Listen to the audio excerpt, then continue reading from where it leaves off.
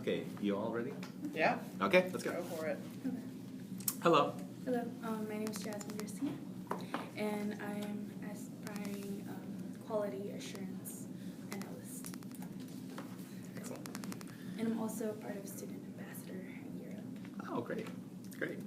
Okay, so we have a couple of questions for you, and I think I'll begin here. So can you tell me what you were doing before Europe, how you heard about the program, and then why you decided to join? At the time, before Europe, I used to go to community college for 2 years and I've worked 2 jobs while I'm in school. And how I heard about the program is from my brother. He's actually within the program for class 15. Oh. Yes, and now he's interning for GE. And my decision to take this step was my own. I felt like community college wasn't for me, and that I really need to take a foot into an industry that I'm interested in, which is technology. And when I found out about it, at first I thought it was too good to be true.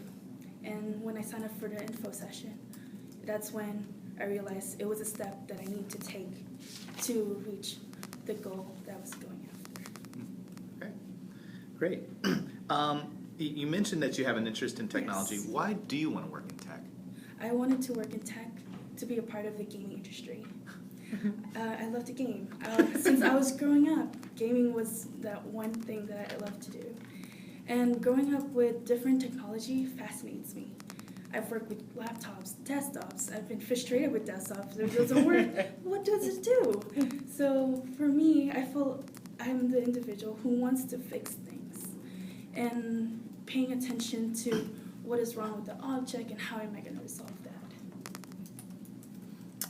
All right, so what was your biggest challenge or growth area during learning and development? And what did you do to overcome this challenge? And if you could be specific, what do you plan to do ahead and ensure that you are set up for success at this internship? The conflict that occurred during L&D phase was my being reserved and being closed off to people. And how I managed to get out of that phase was starting to network with my colleagues as a start. And getting to know the other staff as well, from my LC and other LCs. And I worked my way up. And for internship, I would do the same. Work my way up from my colleagues within the department, as well as getting to know my boss to have a genuine relationship with him. Nice. Okay, let's see. Do you have a resume here? Yes. Okay. Now, you said that you are interested in quality assurance? Yes. Okay. Can you tell me a little bit about what makes you a strong candidate for quality assurance in particular? My qualifications would be I can work independently as well as work with groups. But I do best working individually and solving the issue on my own first and using different methods to solve the conflict. And if I do need help, I would use my resources first, then go to a colleague just to ask if they know how to fix it. But I will take steps first before going to a different person. Okay. Okay. Cool. That's the questions I have for right now. I can jump in. Okay. All right, so we're going to move to talk about some sort of scenario-based questions and then more behavior-y type stuff. Sorry, let me get on the right page. All right, so this first question is just a scenario-based question. I'm going to tell you about a specific task that you might need to do an internship and just walk me through how you would handle it. Okay?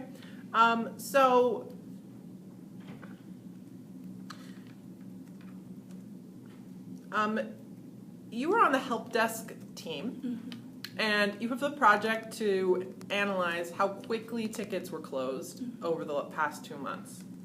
And you're specifically tasked to identify what might have slowed down some of these processes. Talk us through the steps that you would take to complete this project. Okay. The steps would be finding the issue, what causes the production to slow down.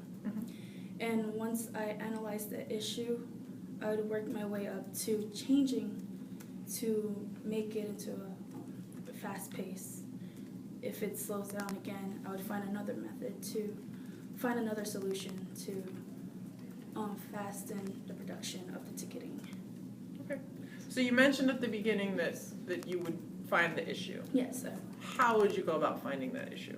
I would analyze certain areas of the ticketing, and if there was an unsolved, sorry about that. No worries. And if it's unsolved or it was getting in the way, I would find a solution for it. All right. It's fine. Yeah. Just take a breath. We'll keep going. You're good.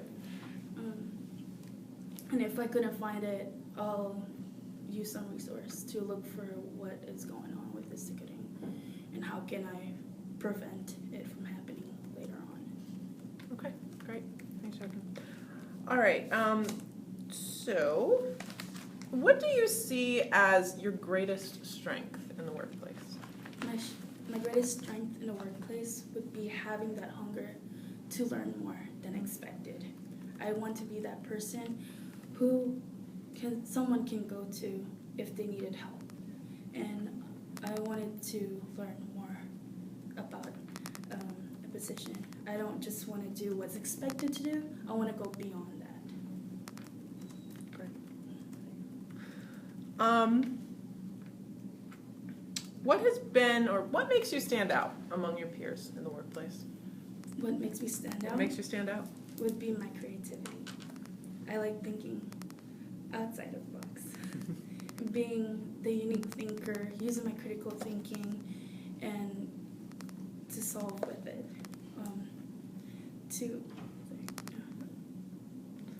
And using that as my advantage to solve a conflict within the workplace. Can you give me an example of a time when your creativity or your critical thinking has come into play? Sure.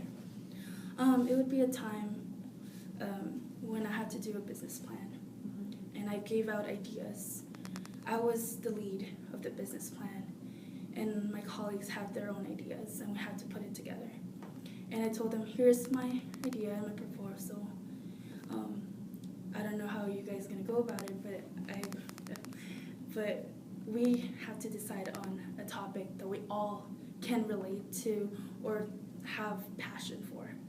And what ours would be preventing violence from police brutality.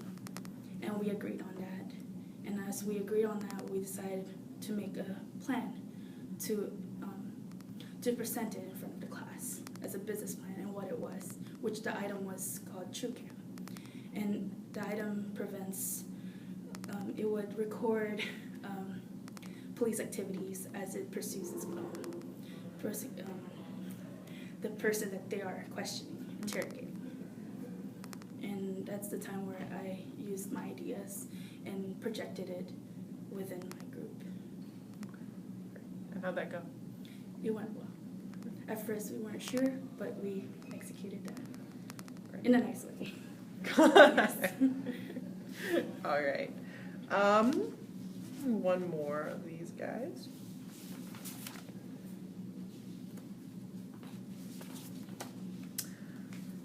All right.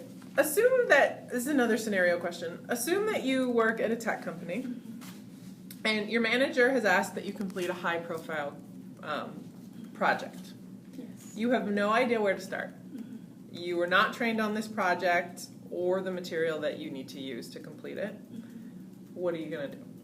I would use my resource such as Google to look up what the project is and what are the steps that I can take personally if I didn't know what to do about it. And then I would go to another person just to get their opinion about what I should do to take that step. And if that doesn't work out, I'll go back to Google and make sure if there is an answer there.